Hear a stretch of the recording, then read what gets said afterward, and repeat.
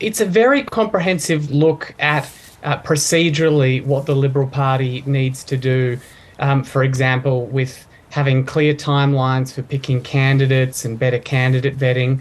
But I think that it is also generous to the former Prime Minister Scott Morrison, partly blaming the contrast between him and Anthony Albanese for the loss, but also generously distributing the blame on hostile state premiers, Labor's framing, and how Morrison was perceived in his handling of the pandemic and on women's issues. So it does soften the blow for him personally by not making any big calls about whether the government actually failed in delivering in those areas, and framing it more as about the voters' perceptions. It did label him as unpopular and pointed out that that was quite decisive. There was also a mention that the team led by Morrison failed to articulate a coherent forward agenda during the campaign. Do you expect Scott Morrison will address these findings? Well, yes, there was criticism of the fact that the big policy offering for the coalition was their Super for Housing policy, which was announced in the last week, and that contributed to a perception that the government had run its race, that it left that difference to so late in the campaign.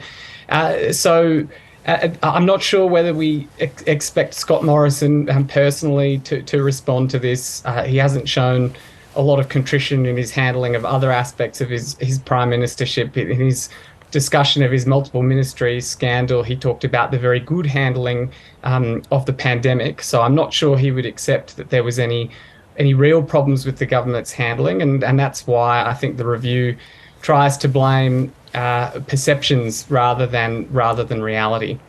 What did the report have to say about how the Liberal Party's failings enabled the Teals to make such great advances in this campaign and assume seats in the federal parliament? Well, there are the substantive issues of integrity, climate, and women, although the report is chock full of references to what they need to do to win back women voters and improving a representation of women in the party, but there's only one mention of climate change. And in terms of how they're going to win those seats back, there are recommendations about picking candidates earlier and collecting more information about the Teals' attitudes on every issue and how they vote on everything.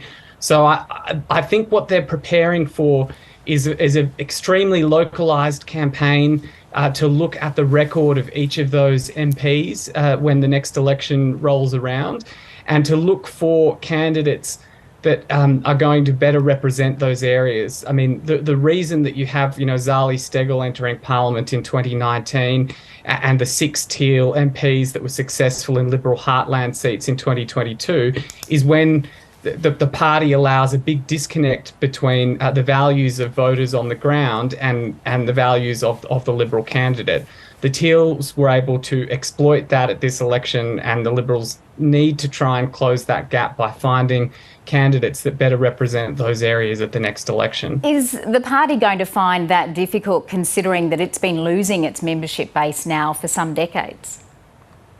Well, the review's very interesting because it looks at how party dysfunction contributed to turning people off, not just voters, but also members. It talks about the New South Wales division and how there were actually more attractive candidates that were willing to run in some seats, which I think is a veiled reference to Jane Bunkle wanting to put her hand up for Warringah. But they were discouraged by internal party warfare and delays in pre-selection. And then when candidates were imposed, 9 candidates were handpicked, just days before the election in the New South Wales division, that members in those electorates were very discouraged that they hadn't had a voice, and as a result, they didn't campaign at all or didn't campaign as hard as they had in previous elections. The report points out that some of the key failings had already been identified in previous reviews. What's changed about the Liberal Party now that says it is willing to look at these issues and address them? Well, sadly, in some aspects, it's more of the same, particularly with the 50% target for MPs and candidates to be women.